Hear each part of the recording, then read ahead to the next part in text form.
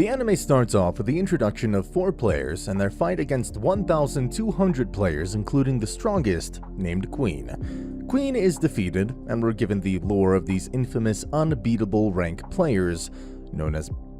No sooner we're introduced to Sora, a game-obsessed NEET with a communication disorder, and his younger sister, Shiro. These 2 siblings are the infamous players. After the brief introduction, an email is received by Sora, and they know that blank are siblings, and there's a challenge attached for a chess match. Shiro has a perfect memory of all possible combinations of the game, and ends up beating the person on the other end of the screen, who sends a message asking them what they think about the world. This leads into an inner monologue by Sora, where he states his view that the world is nothing but a bad game with no parameters or defined rules and boundaries.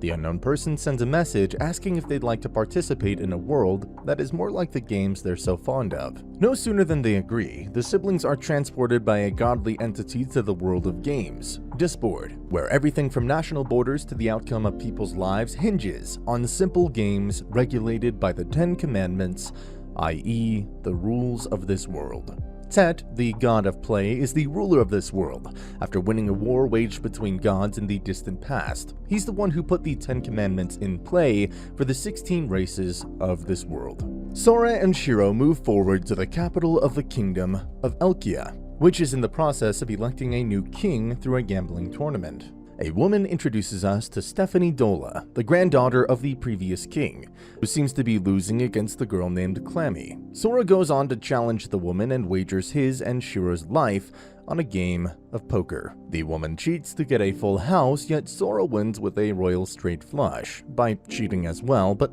very discreetly. He goes on to rent a room, after which the siblings notice Stephanie is about to lose Clammy, who seems to be cheating. Sora informs Stephanie quietly of the same, and the siblings head to their room. A defeated Stephanie shows up, blaming Sora for her defeat, as he'd never told her how Clammy cheated. Sora instead riles her up enough for her to try to slap him. He then proposes that they start a game to resolve their differences, a game of rock, paper, scissors, where Sora says he'll only play paper. The terms of the game are that she'll tell Stephanie anything she wants and would even kill himself if she wins. But if he wins, she'll do anything he says. If the game is a draw, he'll give her a hint as to how the girl cheated, and Stephanie would have to do a small favor for the siblings. Simple enough. Well, if he uses anything but paper and wins, the game is considered a draw. The only way for him to win is by using paper, while Stephanie uses rock. The game begins, Stephanie tries to outsmart Sora, ends up into a draw, and hence owes them a small favor. The favor Sora asks is for her to fall in love with him. Guess his inner virgin couldn't miss the opportunity. After a scolding from Shiro for that awful favor, Stephanie seems to have hard eyes for Sora through the power of the commandments. After a little fan service, Sora gets thrown out of the room, away from Shiro, and both of them immediately degenerate into simpletons, something duly noted by Stephanie as a symptom of the siblings being out of each other's sights. After a trip to the palace, Stephanie reveals that the human race is called Humanity, while the other races are called Exceed. They are ranked by the affinity for magic, with humans ranked at 16th with 0 affinity, as they lack spirit circuits that let beings connect with the origin of magic. Stephanie reveals that it's also the reason why she couldn't beat Clammy, as she couldn't see the magic used. Sora believes that it's no excuse and heads to a library where Shiro proceeds to learn the entire language of humanity in a heartbeat. Realizing that Shiro has genius-level intellect and Sora has great negotiation skills, she starts believing that they might be able to save Elkia. Stephanie says she wanted to be queen, to prove that her grandfather, the late king, was right about the humanity's true potential. The trio meets Clammy prior to the coronation. After a confrontation where Clammy berates Stephanie and her grandfather, Sora states his intentions to become the next king. Sora crashes the coronation and objects that a con artist conspiring with the elves isn't viable for the throne. His objection is met with a challenge by Clammy to play poker. Sora agrees, but states that it will be without the help of Clammy's elf partner. Clammy denies her allegiance and states that she'll play another game without the elf. Sora reveals that the tournament had too many loopholes and could easily be manipulated by foreign countries. He states that Clammy will now use magic to cheat that nobody can detect, as she would believe that Sora has the support of another species. He hypothesizes that the game would not be fundamentally unbeatable to avoid raising suspicions, and the sibling duo resolves that will not lose. Clammy shows up and tells the trio in private that she made an alliance with the Elven Guard to ensure that humanity survives under the protection of that race. Sora refuses to back down from the game, and so Clammy leads them to a cathedral. The next game is a game of chess, but where the pieces have their own will.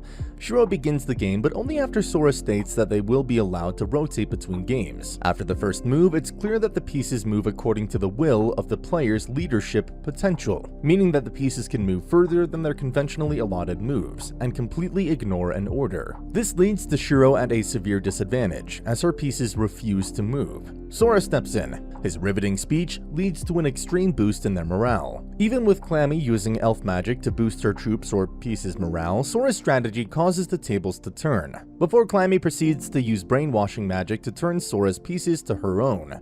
This leads to some turmoil for the team, before Sora uses his dating sim skills and converts the enemy queen to his own. After a boost from Shiro and inciting a rebellion within Clammy's ranks, he defeats her. After Clammy's defeat, the coronation commences, but there can't be two kings. Shiro refuses to let Sora be king since he could make a harem. Sora refuses to let Shiro become king just because.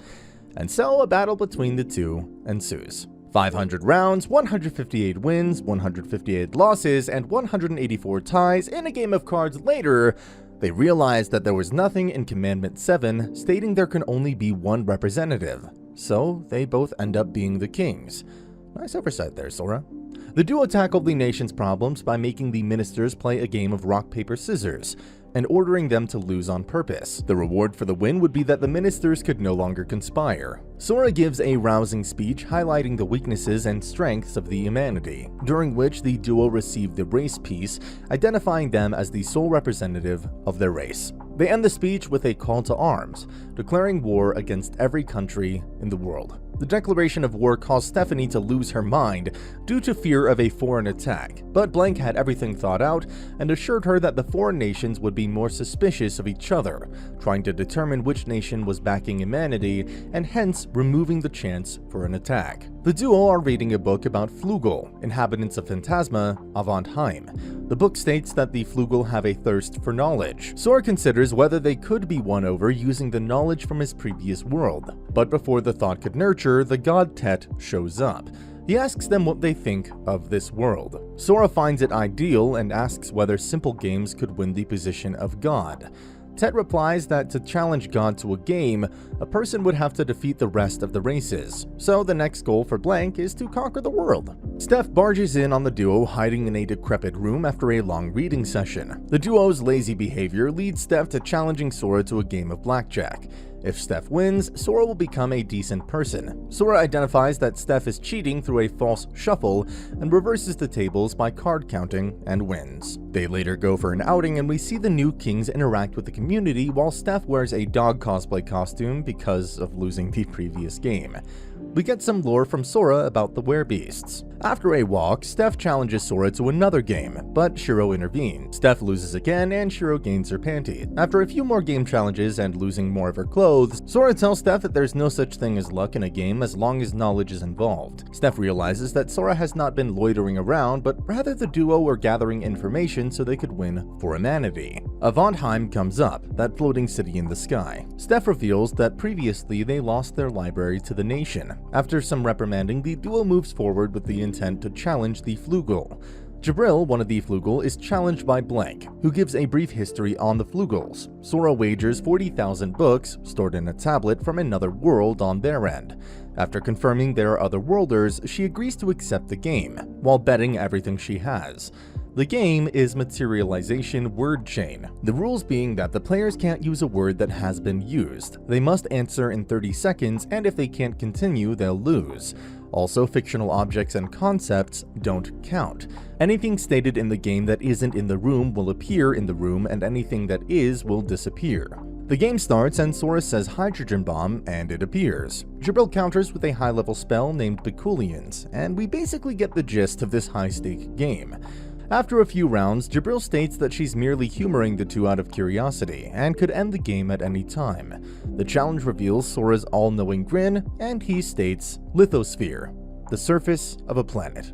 With spirit circuits removed, Jabril starts free-falling into a 6,000-degree core. After oxygen is removed, the duo kiss for circular breathing and remove the atmosphere. Jibril finds a way around the soundless world and burning land and counters by using magic to state the next word through a page. Sora counters by using column force. Jibril realizes that this was his plan from the first move. The extreme level of foresight leads to Blank's victory. Sora states that he'll let Jibril use the library and read the books on his tablet either way. Jibril responds by turning him into the Flugel's new master. Jibril is giving information to our duo about the Federation, including how she once challenged the Werebeasts and lost. It seems that information about the game was removed as part of the game's wagers, so the duo can't strategize prior. The team starts gathering more information. It's revealed that Elkia has lost 8 times, and with it, half of their territory under the prior king. Sora rants about the foolish king and humanity losing so much, causing Stephanie to start crying from his harsh words and running out, leaving him with his guilt for hurting her. Stephanie is reminiscing about her memories with her grandfather, while holding a key meant to be given to potential saviors of humanity. Jibril shows up and asks Steph to come back to the library. She goes and overhears Sora talking to Jibril about why the king challenged the Werebeasts 8 times, trying to find a reason for the seemingly absurd amount of challenges. He still believes in the potential of humanity due to Shiro and the numerous accomplishments of humanity, and hence their potential deserves recognition. Overhearing this, Steph reconsiders her prior feelings and gives Sora the key entrusted to her by her grandfather. Sora then opens up a secret room. The room holds the diary of the last king. Sora deciphers the contents of the book and that all the challenges were meant to gather information. The team head over to the Eastern Federation's Ica embassy to see Hatsuse Izuna. As the team is guided into the building by Ino to where Izuna resides, she's revealed as the granddaughter of the mind-reading Ino, an ability rumored to be possessed by the Werebeasts. Sora states that he wants to challenge the beasts, wagering Izuna's panties with Steph's on the line. Of course, that was but a test to see whether the Werebeasts could truly read minds. If they could, they'd know that the real wager is the chance to wipe his memories of how all their games work. He determines that cold reading is what the Werebeasts use to read minds, utilizing their amazing senses. The duo reveals to the Werebeast Council that they figured out that the nation had developed a video game through deciphering the clues in the king's diary. Sora challenges the Werebeast and wagers all of humanity and his race peace. A loss of a race piece means being denied from all commandments and making the race equal to animals. The entire country expresses their dissatisfaction, but as long as Blank are the representatives, the game will continue. Sora talks to Shiro about their promise and that they are one before disappearing in static. Shiro narrates her history, a super intelligent girl in an orphanage playing games, before meeting a family with a young boy named Sora. The image cuts and Shiro wakes up with Sora partially disappearing from her memories, and the world turning black and white. Shiro runs to the room where Sora should be, but he's nowhere to be found. Jibril comes up and Shiro asks her who her masters are. Jibril replies that Shiro is her master.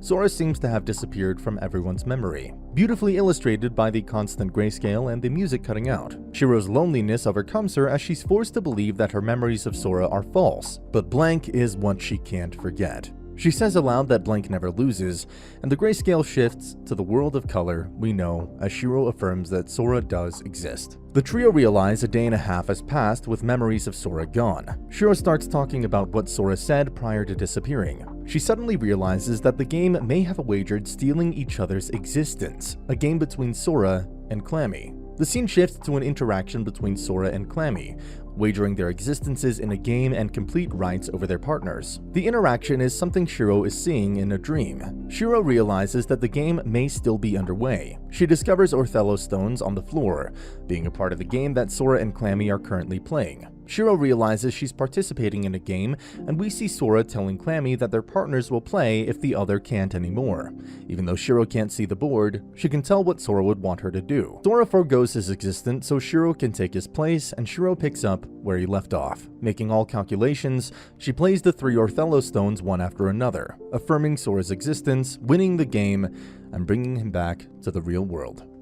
That gave me goosebumps. Sora reappears and the two siblings have a heartfelt reunion. Sora has won the game and gains Clammy's memories and alters the elf Fi's memories to make her his spy. Establishing that Sora isn't colluding with any of the other nations, Clammy grants him her trust as well. After gaining Clammy Zell's and Phil Navalin's support, everyone begins their introductions. It's revealed that Clammy is Fi's slave, as is the norm for Elven Guard, to bind lower-ranking beings to them. Of course, Fi doesn't like the fact that she has to treat Clammy as a slave, even though she believes Clammy is her friend. The next day, the king heads off to Izuna's house. Ino stands in wait and guides the players. Sora puts a special spell on Stephanie right before the game. The game begins with the Kingdom of Elkia represented by Sora, Shiro, Stephanie, and Jibril against the Federation, represented by Izuna. Enchanté. Clammy and Fi stand on guard, alerting Ino so no obvious cheats are used by the werebeasts. The premise of the game is a fictional place based off of Tokyo. The players are given love guns and bombs to shoot women after them, who disappear while giving the players their love power. The ammo is the player's own love power. However, if Izuna shoots one of the protagonists, they become her love slave. The goal is for Izuna to submit. Izuna and Shiro are pitted against each other. Shiro starts pressuring Izuna, who runs away and jumps off a building, but Sora is stationed as a sniper with Jibril in pursuit. Izuna dodges all attempts to subdue her. Ino is in fact guiding Izuna from the shadows. Izuna counters and brings the team on the defensive, and she seems to be having a lot of fun playing a game she deemed as something far from it, and just a responsibility. Meanwhile, Shiro is calculating a way to win. She asks Sora if he trusts her and proceeds to block a shot from Izuna, becoming her slave and now standing against Sora. Jibril flies Sora to safety. Jibril heads off to buy time for Sora to calculate a way to win. Sora is now in a pinch with Shiro on his tail. He somehow avoids her and heads to the roof of a building. He ultimately lets himself get cornered by Shiro there. He tackles Shiro and free falls off the building. Izuna attacks, but it's revealed that since the start, Shiro was never under Izuna's control. Shiro aims and shoots Izuna while Jibril does the same. As Izuna is about to be caught, she transforms to dodge the bullet. The excitement of the match leads Izuna to use an ability few werebeasts possess, Blood Destruction. Shiro and Sora run. Sora takes over to bring his bluffs to work. He charges towards Izuna, predicts her movements, and dodges the first 2 bullets. His predictions go awry at the 4th shot, and we see both the siblings get hit square in the forehead. A perfect headshot. Izuna starts calming down and her ability dissipates when she believes she's won, but she gets hit in the back by Stephanie. Everything is revealed to have been carefully calculated from the start, when Sora placed the spell on Stephanie. With that, the winner is the Kingdom of Elkia. The werebeast's loss leads Izuna to a sense of guilt for having enjoyed the game where her people were at stake. But the duo comfort her. With a smile, Izuna takes the hero's hand to get up, stating that she won't lose next time. The team heads over to a bath with Izuna and Ino in tow. Stephanie rushes in to tell Sora that the Eastern Federation moved their technology and personnel off the continent prior to the game. Sora states that he already knew. Then he states that the game isn't over while referring to the designated representative of the Eastern Federation, the Shrine Priestess. The priestess welcomes the heroes to her shrine, then states that it was all within her calculations that Elven Guard would get involved, but what she didn't expect was the involvement of a Vanthyme. Jibril was the one who influenced the Vanthyme. The priestess then challenges Sora to a game. Sora chooses the game of a simple coin toss. The priestess starts laughing at the proposition over the fact that even though half of her life was destroyed by 2 humans, it all comes down to a coin toss. If Sora wins, Elkia gets all of the Eastern Federation's territory, whereas if the priestess wins, the werebeasts get the right half to self-rule and guarantees the rights and resources. The priestess uses blood destruction and determines tails will be the winning bet. The coin falls and gets stuck upright in the ground, resulting in a draw. Sora made the result as it was by shifting the plate under his foot. He states that the result is either they both win or they both lose. A double win means that both continents would share resources while the werebeasts stay self-ruled under what would now be known as the Elkia Federation. The priestess states that even if the nations unite, Elven Guard would still wage war against the werebeasts. Sora, of course, intends to defeat them when they do. In hindsight, Sora altered Fi's memories so she reports the wrong information about the game held by the werebeasts, already preparing to get the Elven nation under his command. Moving towards the end of the anime, the priestess asks what the siblings intend to do now, as from the start, their aim was to beat the one true god, Tet. We see Sora asking the priestess whether she has one, after which the priestess summons the Old Dews, ranking first among the Exceed. Face to face with one of the strongest beings in Discord, we already know what Blink had in mind, a challenge to a game. And that's the end of the video. As always, if you liked what you saw, subscribe to the channel. I'll be uploading a lot of videos just like this, so I'll see you at the next one.